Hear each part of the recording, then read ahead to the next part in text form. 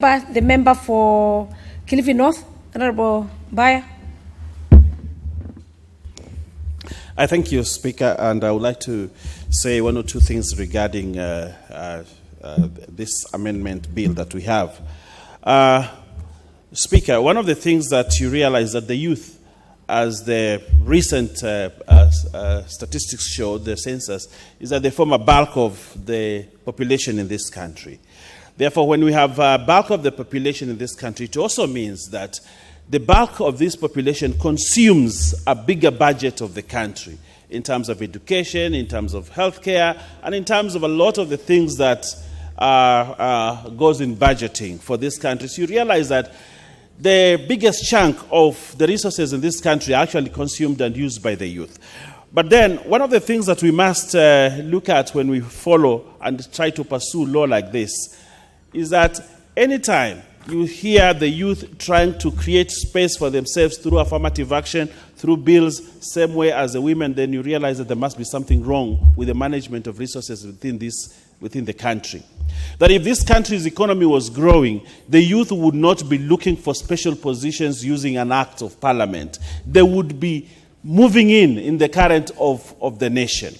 But if you see that the Honorable Gideon Keter brings a law as such as this to try to create a youth council, then you realize that there must be something that the youth are not getting within the main system. That's why they want to create a niche for themselves to be able to access a lot of the things that we have in this country. But, Madam Speaker, what I would like to say and continue to say is this: that when a country functions very well, when everything in a country is constant and moving as it's supposed to be, the youth would not be seeking opportunities through affirmative action. What do the youth want? The youth want jobs. The youth want an education, a good education. The youth want opportunities in business. They want many opportunities to make their life prosper.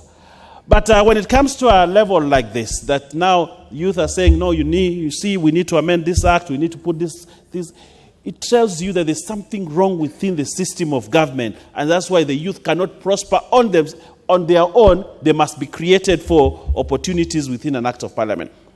Speaker, I would like to say this again, that at independence, we had people in this country like Tom Joseph Mboya, who as a young person shook the pillars of this country, and everybody knew about Tom Joseph Mboya, and he was barely 26 years. But the country listened to him. You had Kenneth Matiba then, who was a principal secretary or permanent secretary of the Ministry of Education at 29 years. That's what he was. I know we are quoting prime ministers of other countries who are young at this age and all that. But look at this country. There are people in this country who succeeded to push the agenda, economic agenda, the agenda of this country when they were very young. Not because special seats or special things were created for them, but there was an equal opportunity for them to be able to pursue their dreams, and they succeeded. But today what we are trying to do in this country is every time there is a problem in access, we want to create opportunities through affirmative action. We have young people in this country who have come to this parliament. Mohammed Ali here, MP for Nyali, he has come to this parliament as a young person and has fought his battle. And he has managed to come here. Baba Wino has come here as an elected member.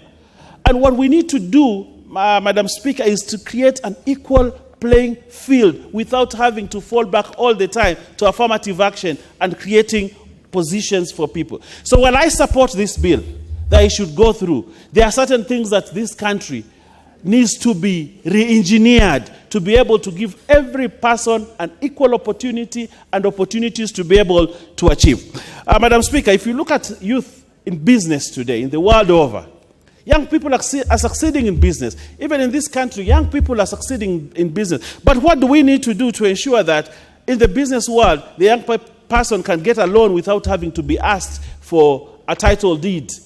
He can be able to access credit without having to be told, give us this. He can be able to access employment without having to be told, give us 10 years experience. You know, these are the things that the young people in this country are looking for. They are looking for opportunities to develop and be economically empowered.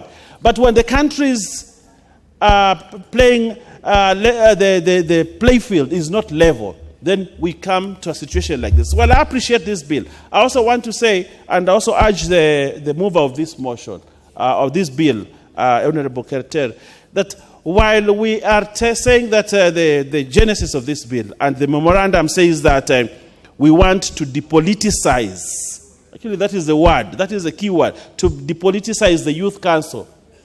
As you go through the amendments, you realize that we are actually deeply depoliticizing it, because we are giving permanent secretaries an opportunity to appoint a lot of the people there. Then I saw something else in that bill that is, if I can refer to you on that bill, where we say not more than 8 other youths, of whom at least 3 shall be of female gender.